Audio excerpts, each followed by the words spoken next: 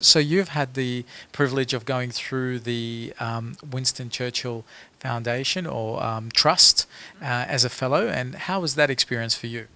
I have had that experience, so I was very lucky to be given that honour in 2017, and my fellowship travels happened last year in 2018, and it was a phenomenal experience. I don't think there's any other opportunity like that where they essentially say, here is a sum of money for you to travel overseas and to study something that you're passionate about and come back and share that experience. And I think it's just the latitude that you're given with that fellowship to do what within your area of expertise or interest you feel would be of benefit to the community in Australia.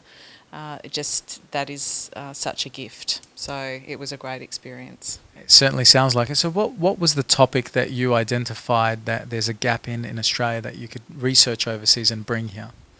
Well, I am currently in the magistrate in Perth's mental health court, which is referred to as the Start Court, and that's in Perth Magistrates Court. And our court's been operating for about 5 years, but in the context of mental health courts internationally, particularly in the United States, that's a very short period of time. They've had similar courts operating for up to 20 years. Sounds very specialised and very sort of niche field. Does it have to be that kind of specialised for a person to be able to get awarded as a fellow to go out and research a topic? I don't believe it has to be so specialised, and I appreciate mine was, because I work in that area.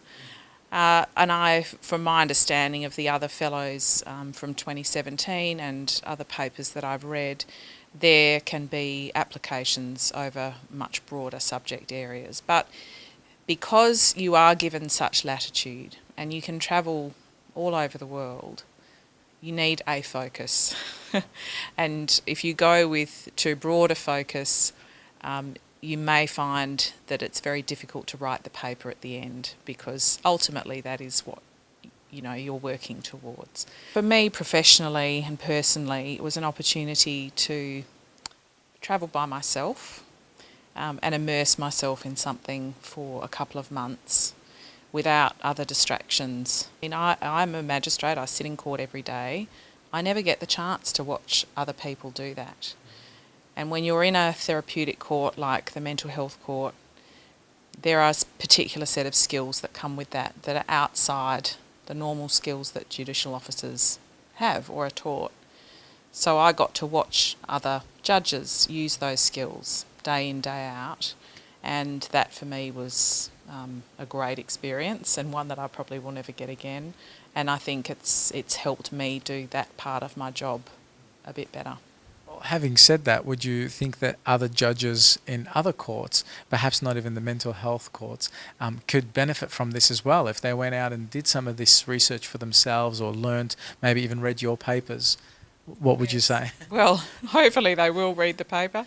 But I know that other magistrates have taken up opportunities with Churchill Fellowships. One of our children's court magistrates in Perth did a fellowship a couple of years ago in relation to fetal alcohol spectrum disorder, and has produced a really valuable paper in that regard. And I definitely encourage any other magistrates or judges to look for those opportunities to travel overseas and learn what's happening elsewhere. It doesn't have to be the United States. Certainly in other Commonwealth countries there's some fantastic things happening. Anywhere you can go and learn from others and their experience and bring it back to Australia is a fantastic opportunity. Invaluable. Thank you so much for your time, Felicity. I'm Tadros for Undercurrent.